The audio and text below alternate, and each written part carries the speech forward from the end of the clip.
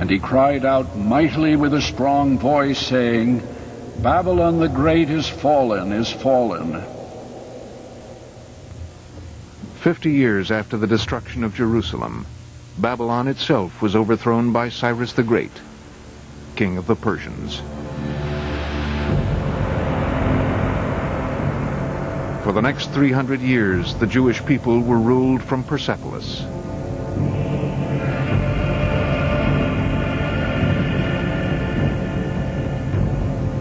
In 538 BCE, Cyrus allowed the Jews to return home and rebuild their temple.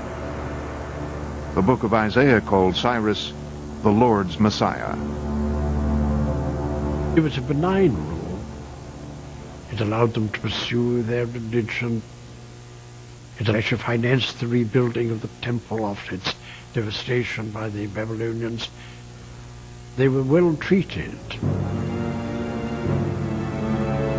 The religion of the ancient Persians left its mark on Judaism. Named after Zoroaster, the great prophet, who lived 2,500 years ago, Zoroastrianism is still alive in modern Iran.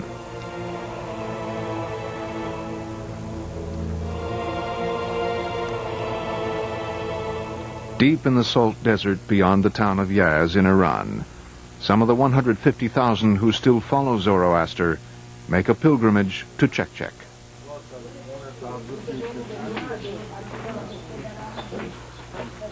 Cut into the side of a mountain, the holy temple gets its name Chek from the drip-drip of spring water seeping through the rock. What lies at the very heart of their system of belief is the dualism of light and dark. Dualism is generally the idea that human life is governed by two opposing powers, between good and evil, or as it's sometimes put, between light and darkness. In the Persian mythological tradition, we have Ahura Mazda, the good god, the god of light, who is at war with Ahriman, the evil god.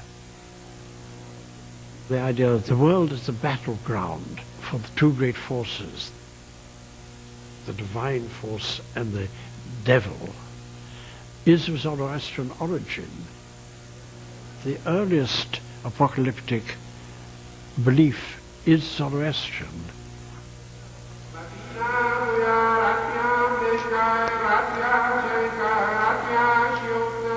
The influence which Iranian religion exercised over Jewish apocalyptic thinking, and through that over Christian apocalyptic thinking, was profound. The next great impact on the apocalyptic tradition came in 333 BCE, when Alexander the Great's army swept across the Middle East and crushed the Persian Empire.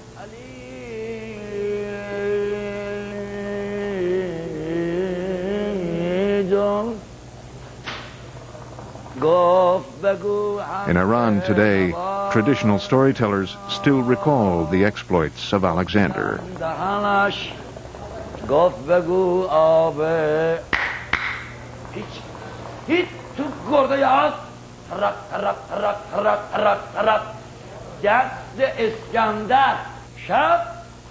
One of the most amazing events in the ancient world were the conquests of Alexander the Great. In the period of 10 to 15 years, Alexander conquered much of the known world.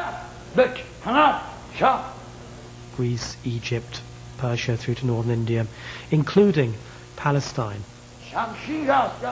And the effect of this was to produce an amazing cultural intermingling between all these different traditions.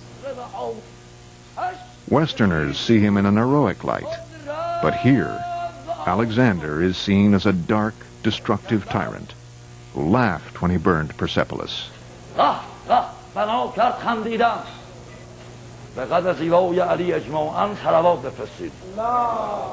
What Alexander brings with him is an incredibly powerful international idea. He brings Greek. he brings the idea of Greek culture, which scholars refer to as Hellenism. Alexander the Great brought with him a tremendous reversal of values. In Jewish culture, purity was an extremely high value. Modesty, a great value. No exposure of the human body. The Greeks were quite the opposite. Statues they put up were typically of naked human beings. And this must have brought a great sense of shock, a great sense of a different culture. This altar of Zeus shows the blending of cultures. Here, Greek gods and heroes are locked in combat with the beasts and serpents of Middle Eastern myth. In about 250 BCE, an anonymous Jew writing under the name of Enoch borrowed images from Greek mythology which were to resonate through apocalyptic literature down to the book of Revelation. The head angel who rebels against God is thrown down to earth. He's imprisoned in a pit below the earth that comes to be called Hades, hell. We have evil and Satan. We have angels. First Enoch gives us some of the most important components of what we think of as later Jewish and Christian apocalyptic tradition. But there was a political price to pay for Greek culture. Israel found itself ruled by the Greek tyrant Antiochus. The point of no return was when Antiochus himself put a statue to Zeus with his own features in the temple. Having an idol introduced into the temple was something that people couldn't live with. The response was the Maccabean revolt. A small band of warriors under Judas the Maccabee, his name literally means Judas the Hammer, began a kind of guerrilla war against these Greek armies. In the year 164, a small band under command of Judas himself actually manages to retake the temple, and while holding off the Greek armies, proceeds then to repurify and rededicate the temple. That is the event celebrated as the Feast of Rededication, or Hanukkah. But there was another way of fighting back against Greek oppression. The book of Daniel was written at the time of the Maccabean revolt, but its author set his story in the time of the Babylonian exile some 400 years earlier. In the book, Nebuchadnezzar, king of Babylon, dreams of a colossal statue. Only Daniel can interpret its meaning.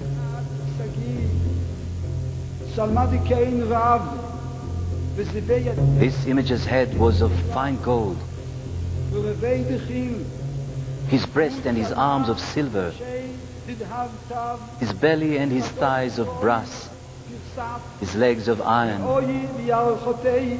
Daniel said that this represented the four great periods of history, the four great empires. Each metal corresponded to an empire. The golden head represented Babylon, silver, Persia. The Greeks were the legs of bronze, and the tyrannical dynasty of Antiochus were the feet of clay. Like the statue, these empires were doomed to fall.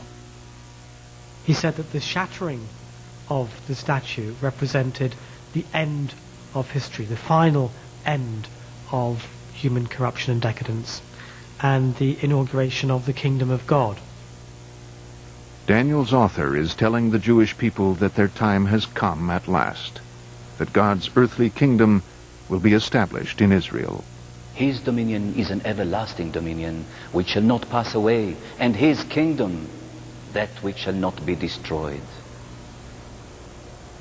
So the visions of Daniel are responding to a period of crisis and oppression, and using apocalypse as a way of saying, hold fast, stay faithful,